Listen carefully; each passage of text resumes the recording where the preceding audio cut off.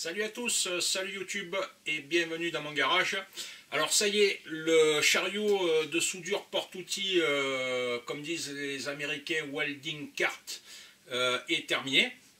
Donc c'est une bonne construction, je suis content du résultat. Donc c'est un ensemble qui est assez massif. Donc je vais vous le décrire. Avant de vous le décrire, j'aimerais vous soulever deux points.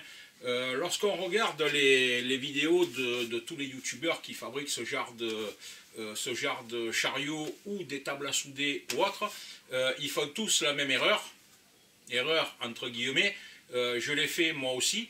Donc l'erreur, c'est de souder le plateau et de souder les roulettes.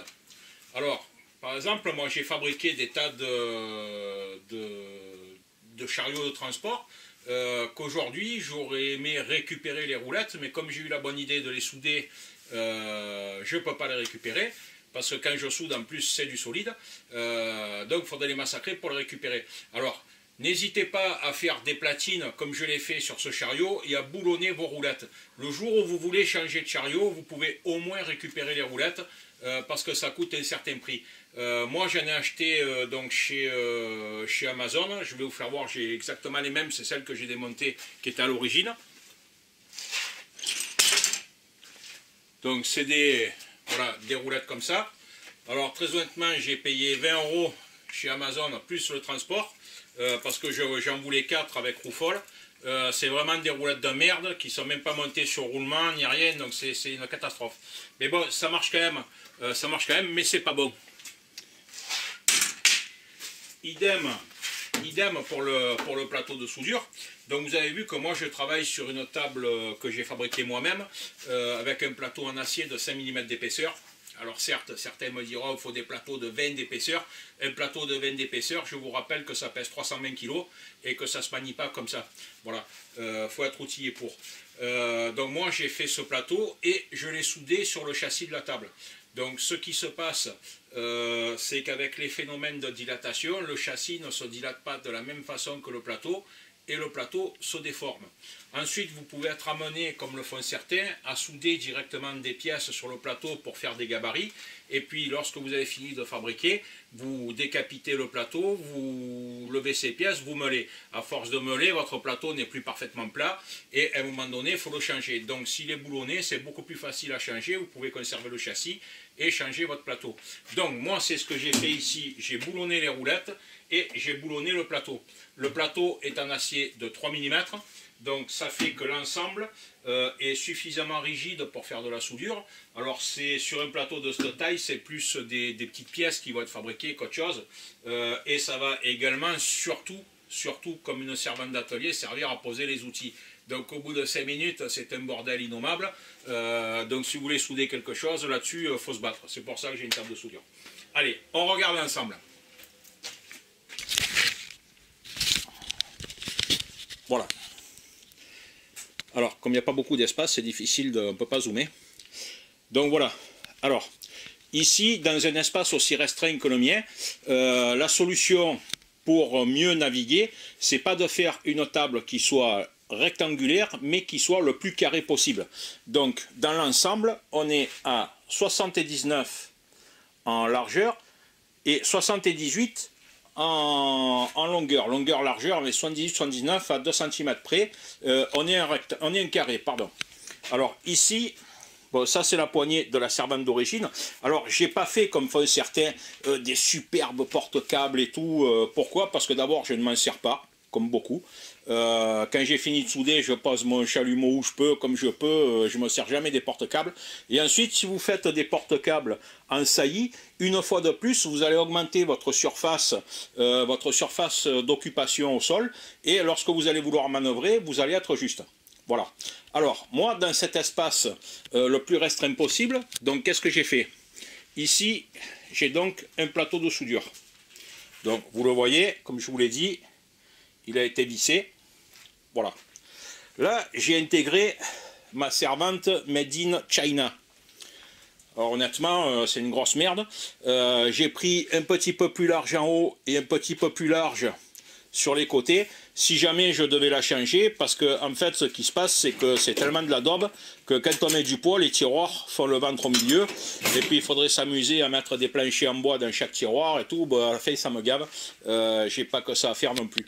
Donc en bas, il y avait une espèce de porte qui se fermait, qui ne marchait plus, donc je l'ai viré. Ça me sert à ranger tout ce qui est mes casques.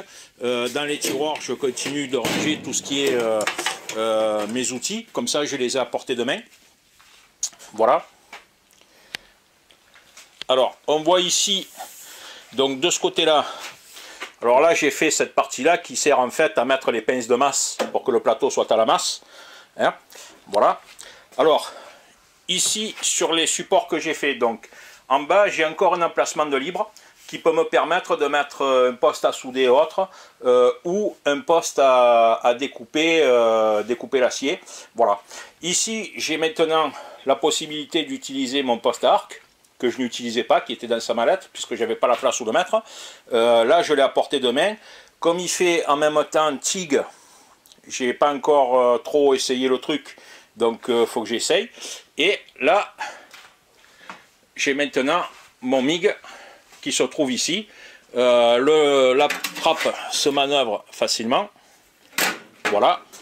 Donc comme sur les abs, sur celui-là, alors le tuyau de soudure est assez court. Donc du fait qu'il soit plus haut, ça va être beaucoup plus simple pour souder, parce que quand il était trop bas, vu la longueur du tuyau, j'étais de long à merder. Voilà. Donc, vous voyez, l'ensemble en mettant 4 roues folles peut tourner sur lui-même. Donc ici, voilà.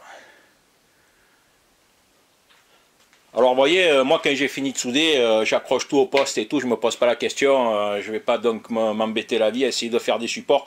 Je l'avais fait sur le petit chariot qui est là, et puis finalement, je m'en sers jamais. Voilà.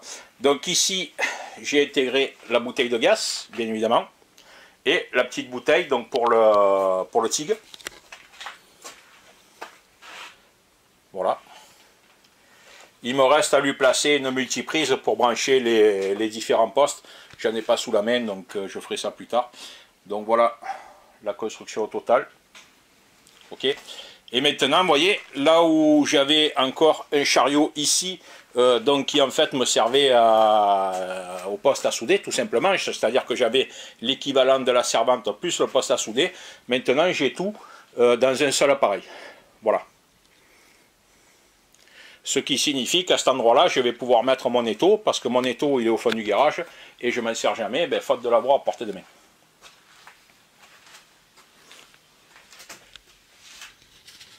Hop là.